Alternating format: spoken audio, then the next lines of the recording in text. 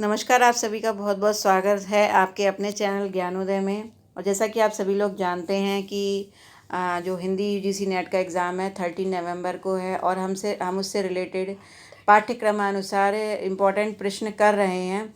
और अभी तक मैंने आपको हिंदी भाषा तथा उद्भव, जैसे कि पाठ्यक्रम में आप जानते हैं सबसे पहले वही दे रखा है, तो इस टॉपिक पर हम लोग क्वेश्चंस कर रहे हैं। हमने 133 क्वेश्चंस कंप्लीट कर लिए हैं और आज हम करेंगे 134 से शुरुआत। ठीक है, तो आज के प्रश्नों को लेकर चलते हैं। लेकिन एक बात ज़रूर आपसे कहना चाहती हूँ, क्वेश्चंस करने से पहले एक बार चैनल को सब्सक्राइब कर लीजिए अगर आपने नहीं किया है, और लाइक ज़रूर कीजिए। ठीक है, तो अब चलते हैं नेक्स्ट क्वेश्चन 134 पर। ठीक है, तो देखिए क्वेश्चन है 134। प्राकृत भाषा का अर्थ है प्राकृतिक, असभ्य समाज की भाषा, गांव की भाषा या संस्कृत के बाद की भाषा। ठीक है, तो इसका जो सही आंसर है वो वास्तव में होगा, देखिए प्राकृत भाषा प्राकृतिक है ऐसा तो कोई ज़रूरी नहीं है। ठीक है, असभ्य समाज की भाषा ऐसा भी नहीं है। ठीक है, ऐसा भी नहीं है असभ्य समाज की भाषा है। गांव की भाषा है, ये भी सही नहीं है।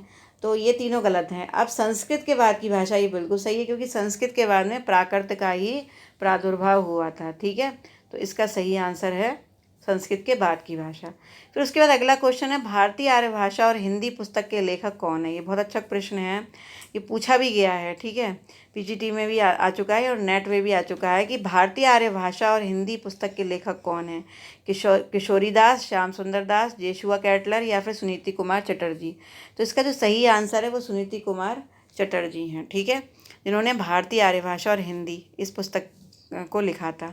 फिर है, बहराइच सुल्तानपुर किस बोली के अंतर्गत आते हैं, बताइए। गढ़वाली, अवधी, बांगुरी या छत्तीसगढ़ी।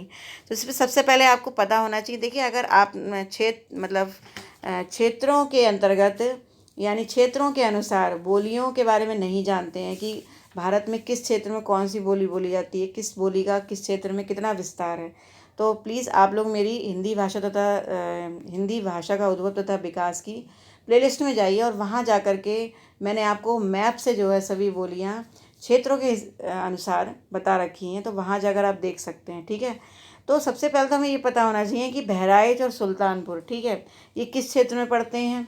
तो ये अवध की साइड के क्षेत्र हैं, तो इसलिए इनकी जो बोली होगी वो क्या होगी, अवधी। ठीक है, तो ये जो क्षेत्र हैं बहराइच सुल्तानपुर, ये अवधी के अंतर्गत आते हैं। फिर है, डिंगल भाषा का अर्थ है। देखिए डिंगल और पिंगल दो भाषाएं हैं आदिकाल की, ये मैं आपको बता ही चुकी हूँ। ठीक है, पिंगल जो है वो ब्रजभाषा मिश्रित अपभ्रंश होती है, जबकि डिंगल जो है वो बड़ी कर्कश ध्वनि होती है। पिंगल जो है बहुत मधुर ध्वनि उसमें निकलती है, डिंगल में थोड़ी कर्कश ध्वनि होती है। तो ये राजस्थानी मिश्रित होती है, तो वास्तव में अपभ्रंश के योग से बनी शुद्ध राजस्थानी इसका आंसर होगा। ठीक है, फिर आगे चलते हैं। असत्य कथन है, भाषा विचार विनिमय का प्रमुख साधन है, भाषा व्याकरणबद्ध होती है, भाषा समाज निरपेक्ष होती है, भाषा एक सामाजिक क्रिया है। तो ये प्रश्न जो है वो हिंदी पेडागॉजी में भी अक्सर पूछा जाता है। तो ये जो इसका जो सही आंसर, अगर हम चारों कथनों पर विचार करें, और इस तरीके के प्रश्न जो है स्थापना तर्क में भी पूछे जाते हैं, तो ये अगर देखें तो इसका सही आंसर ये मतलब असत्य कथन पूछा है तो भाषा समाज निरपेक्ष होती है। ठीक है, ये गलत है। ठीक है, भाषा कभी भी समाज निरपेक्ष नहीं होती है। ठीक है, तो ये सही है। बाकी विचार विनिमय का साधन है, बिल्कुल सही है। व्याकरणबद्ध होती, ये भी सही है। भाषा एक सामाजिक क्रिया है, ये भी बिल्कुल ठीक है। तो असत्य कथन हमें छांटना है। उसके बाद अगले क्वेश्चन पर चलते हैं। इसके बाद नेक्स्ट क्वेश्चन जो है वो है कि नागरी लिपि को दक्षिण में क्या कहा जाता है। ठीक है, नागरी लिपि को दक्षिण में क्या, नागरी कहा जाता है, दक्षिण नागरी कहा जाता है, नंदी नागरी कहा जाता है, पर्वत नागरी कहा जाता है। तो नागरी लिपि को वास्तव में नंदी नागरी का नाम दिया गया है। ठीक है, दक्षिण की बात करें तो वहाँ पर नंदी नागरी का नाम दिया जाता है नागरी लिपि को। उसके बाद अगला क्वेश्चन है, ब्राह्मी लिपि का भारत में प्रचलन कब था। पहला ऑप्शन है ईसा के जन्म के 100 वर्ष बाद तक, फिर है ईसा पूर्व द्वितीय सदी से प्रथम सदी तक, फिर है ईसा पूर्व 5वीं शताब्दी से 350 वर्ष बाद तक, फिर अगला जो ऑप्शन है वो है ईसा प्रथम से 600 वर्ष बाद तक। तो इसका जो सही आंसर निकल के आ रहा है वो क्या है, गा। ठीक है, ईसा पूर्व 5वीं शताब्दी से 350 वर्ष बाद तक, सही ऑप्शन यही है। ठीक है, क्योंकि ये तो हो नहीं सकते, 100 वर्ष बाद तो नहीं ब्राह्मी लिपि का प्रचलन हुआ था। ठीक है, ईसा पूर्व द्वितीय सदी के प्रथम सदी में इसमें भी नहीं हुआ है, और 600 वर्ष भी नहीं है। वास्तव में 5वीं सदी से 350 वर्ष बाद तक ये ब्राह्मी लिपि का प्रचलन ज़्यादा था। ठीक है, तो गा ऑप्शन सही है। उसके बाद अगला प्रश्न है, प्रारंभ में देवनागरी लिपि की एक प्रमुख विशेषता कौन सी है? ठीक है, इसे खरोष्टी लिपि कहते हैं। इसके वर्णों पर शिरोरेखा नहीं होती है, नागर से उत्पत्ति है, एक ध्वनि के लिए एक वर्ण है। तो ये आप सभी को पता होगा कि प्रारंभ में देवनागरी लिपि की एक प्रमुख विशेषता कौन सी थी। ठीक है, तो देखिए इसे खरोष्टी लिपि कहते हैं, ये प्रारंभ में नहीं थी इसकी विशेषता। ठीक है, ऐसी नागर से उत्पत्ति, ये भी प्रारंभ में हम नहीं कह सकते, एक ध्वनि के लिए एक वर्ण। ठीक है, इसके वर्णों पर शिरोरेखा नहीं लगती थी। अगर हम इस ऑप्शन पर जाएं तो हम ये देखेंगे कि, अब प्रश्न पर जाइए, प्रारंभ में देवनागरी लिपि की एक प्रमुख विशेषता कौन सी थी? तो प्रारंभ में कौन सी थी? ये वाली थी कि इसके वर्णों पर शिरोरेखा नहीं लगती थी। पहले इसमें शिरोरेखा नहीं लगती थी। जब आप हिंदी लिखते हैं तो ऊपर लाइन खींचते हैं सर पर उसके, तो शिरोरेखा कहा जाता है इसे। तो शिरोरेखा जो है वो पहले नहीं लगती थी, बाद में लगनी शुरू हुई है। तो इस क्वेश्चन का जो सही आंसर है वो ये होगा, खा। बाकी ये सब चीज़ें बिल्कुल सही हैं। ठीक है, देवनागरी लिपि के बारे में। फिर अगला क्वेश्चन है, पाली को कहा जाता है।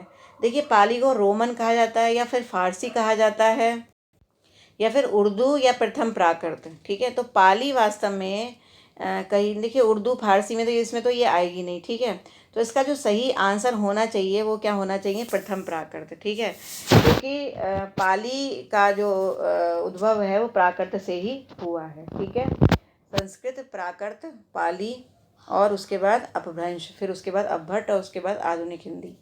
फिर उसके बाद आगे चलते हैं, गलत जोड़े को छाटिए।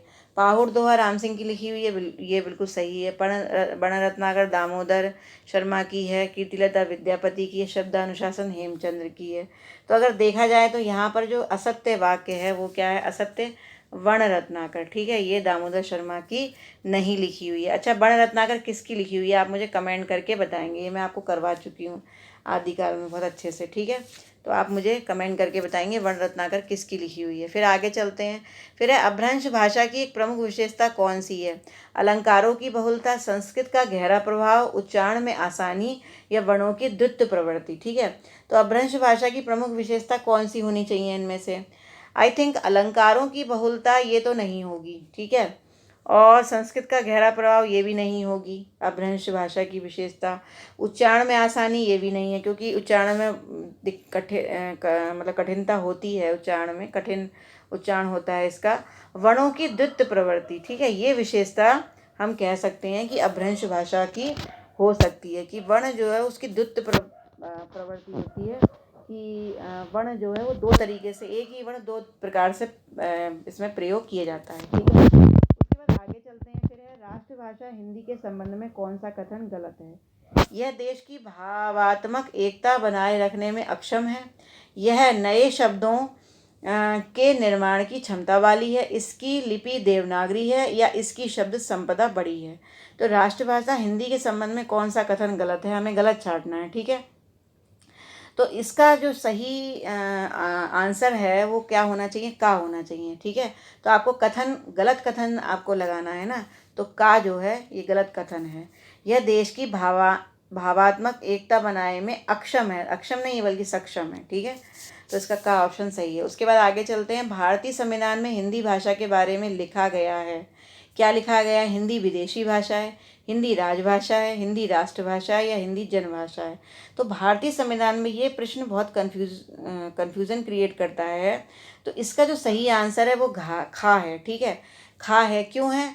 क्योंकि संविधान में जो है हिंदी को राजभाषा का दर्जा दिया गया है। अच्छा, किस अनुच्छेद के अंतर्गत दिया गया है ये आप मुझे जो है कमेंट करके बताइए। ये मैं आपको बता चुकी हूँ, पिछली वीडियोज़ में भी मैंने आपको बताया है। तो हिंदी राजभाषा है, ये बात कही गई संविधान में, ना तो ये राष्ट्रभाषा के रूप में लिखी गई है, ना जनभाषा के रूप में, या विदेशी भाषा के रूप में, अगर हम बात करें संविधान की। ठीक है, तो खा इसका सही आंसर है। इसके बाद नेक्स्ट क्वेश्चन आपको बताती हूँ। नेक्स्ट क्वेश्चन है, हिंदी को राष्ट्रभाषा घोषित करने के अहिंदी भाषी प्रस्तावक का क्या नाम था? ठीक है, हिंदी को राष्ट्रभाषा घोषित करने के अहिंदी भाषी प्रस्तावक का है। यानी कौन से ऐसे प्रस्तावक थे जो अहिंदी भाषी थे, हिंदी भाषी नहीं थे बल्कि अहिंदी भाषा थे, लेकिन हिंदी को राष्ट्रभाषा घोषित करने के प्रस्ताव में उन्होंने पारित किया था। तो इसका जो सही आंसर है गोपाल स्वामी अयंगर, मोहम्मद अली जिन्ना, महात्मा गांधी, पटौदी।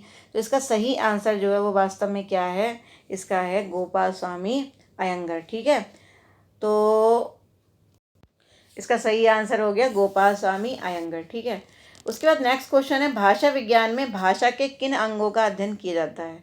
तो सिर्फ वैज्ञानिक अंगों का, उच्चारित अंगों का, विविध अंगों का, या ध्वनियों का अध्ययन। तो भाषा के किन अंगों का वर्णन भाषा विज्ञान में किया जाता है, ये भी बड़ा अच्छा क्वेश्चन है।